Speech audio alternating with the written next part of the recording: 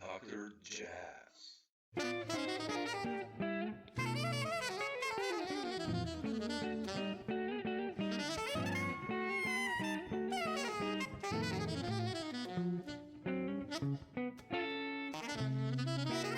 Dr. Jazz. All of those things were important lessons to me. I mean, I don't think I could even remember everything that I learned from him, but I will tell you this. I learned what it meant to be committed to something, you know. I mean, I Mm. was always devoted to my music, but Bill Evans was the epitome of commitment Mm. to his music. When he was on the stage, there was nothing else existed except Yeah, it's that beautiful. music. But he wasn't tuning anybody out. It was just that was his sole purpose, was to serve that music.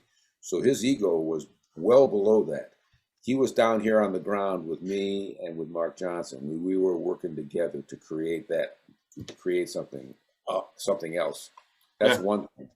I also learned how to be you know, at least to get better at being the leading voice, the person that carries yeah, that can carry weaker players, which of course he was doing in my case and possibly in Mark's case as well.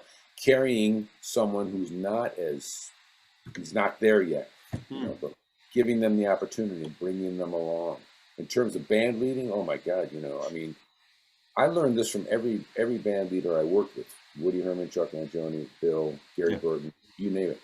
How to pace a set. An experienced band leader will know which songs to put in which order, so that it's an enjoyable experience and a creative experience for the musicians and for the and the audience. audience. Yeah, You know, yeah, it's a story, right? it Basically. really is. It's a bigger picture than just, you know, let's Yeah, play my favorite things. yeah, It yeah. has So, yeah. much more than that. Do you remember the first time you played with him? Like when he played the piano the first time and you hit the drums? How was that experience like? It was actually very good because I mean I'd been listening to him since my brother Pat brought him home when I was 12 years old. Yeah, On jazz track, right? So his sound was firmly embedded in my brain, and it stuck there because it was so different from everybody else that I was hearing back then. They were all great piano players back at the yeah, time, sure. but nobody sounded like this guy. The closest person to sound even remotely like Bill was McCoy Tyner, and he had his own thing separate from. Yeah.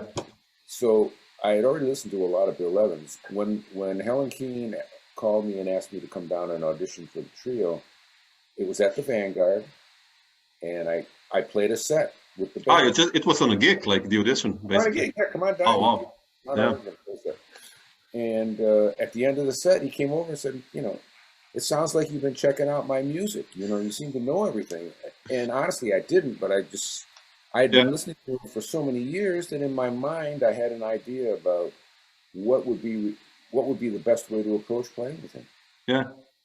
But did you like, let's say, let's talk about the trio with Scott LaFar and Paul Motion. Like, did you like, I mean, when I listen to the trio with you and Mark, you and Mark are your own entity. I mean, Mark is another genius on his instrument as well, but you approach it really differently than playing like Paul does. Of course, he was Paul, but did you keep in mind, like, that there was like other Bill Evans trios before your Oh, trio? of course. I mean, that first trio with Scott LaFaro was the one that actually formed my opinion about the concept that Bill was after. But my role model in that trio was always Scott LaFaro. Yeah, And Scott, what man? Yeah, he's the person I listened to the most intently because he was the most interesting. And I yeah. mean this with all due respect to Paul Motion, who opened a lot of I know doors. what you mean. Yeah, But in terms of the rhythmic interest and the way that Scott was able to put his comments in between Bill's or yeah, in with Bill's, yeah, that's what I wanted, because I could sense that he and Bill had a definite link that was unique, and I wanted that same link with Bill Evans when I joined him. I wanted to be just like Scott LaFaro mm. on the drums.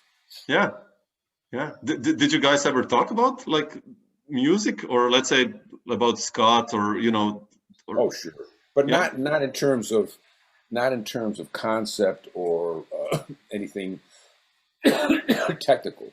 Yeah. Okay. He would tell me what a huge sound Scott LaFaro had. I mean, he said that he would literally fill the room with the bass that he had, Wow.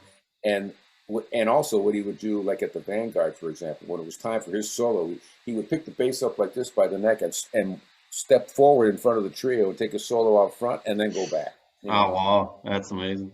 that knocked me out when I heard that. You know. Wow. Yeah, such a yeah, such a shame. I mean, he probably would have done a lot. Yeah. Yeah, I mean, he was into so many different Yeah. styles. I mean, he loved playing with Eric Dolphy. He was playing with Stan Yeah. Getz. He was playing with. He really liked new music. He liked the freer music as well. You know, Yeah. it's hard to say what his future would have held, but it's unfortunately nothing we'll Yeah. ever understand.